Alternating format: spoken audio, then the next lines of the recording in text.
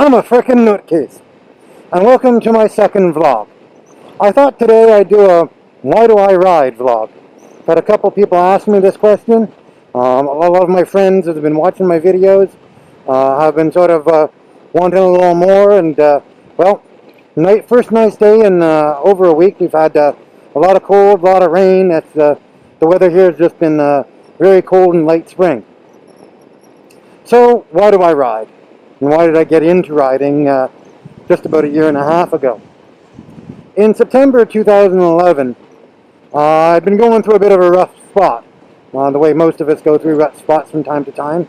And I decided I needed to sort of pull myself out of this funk, and was going to do that by working towards accomplishing something I'd wanted to do for a long, long time. Back when I was just a wee lad, say about 13 or 14, my dream was to buy a motorcycle and drive from my home then at the time, which was in the suburbs of Montreal, out to see this great nation and drive to Vancouver, or ride to Vancouver. Well, that was probably 30 years ago, yeah, and I haven't ridden anything vaguely powered on two wheels in 25 years. So I had a problem. Not only had I not ridden anything, I didn't have a motorcycle license, let alone a motorcycle. So, yeah, I had a lot of work to do, and I set myself a sort of ambitious goal of accomplishing this ride from Vancouver and back in the next year, from that time in the middle of September 2011. So basically that means I set aside the first 2 weeks of September 2012, booked it off at work, and I was going to go to Vancouver and back on a motorcycle. So, yeah, it might not be as easy as you sound when you don't even own a motorcycle. So what next? Well, first step was to confirm that I actually wanted to do this, and a little bit of online research convinced me that pretty quickly, that this was something I wanted to try, and this was something I could try and could successfully do.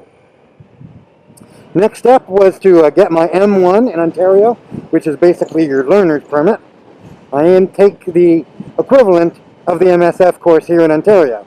So I took and passed that in due order, and then went bike shopping, with the idea that I wasn't going to be able to afford two bikes, and nor did I want to buy one starter bike and then buy another one a few months later when it came time to head west. So I narrowed my bike choices down to something that would be roadworthy enough to make the cross-continent journey, and that basically limited me to starting at bikes that were basically 600 cc's and above. So I ended up with a used Suzuki V-Strom, the 650, and it was pretty well already set up. I added a few bits and pieces, an air hop, the Kayoko throttle lock, and did some wiring for some heated gear, and basically was bike ready. So in the spring, I picked my bike up. I had bought it on a good deal as the snow was flying, and proceeded to learn how to ride the darn thing.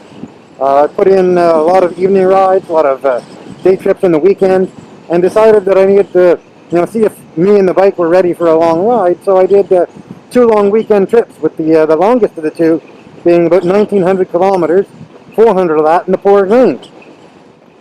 When I got back home from that second trip, I was not only convinced I could do this, I still wanted to do it, which I thought was pretty amazing. So with that in mind, I finalized my planning and kissed my loved ones goodbye, for say, and hit the open road on Labor Day, and pointed myself west.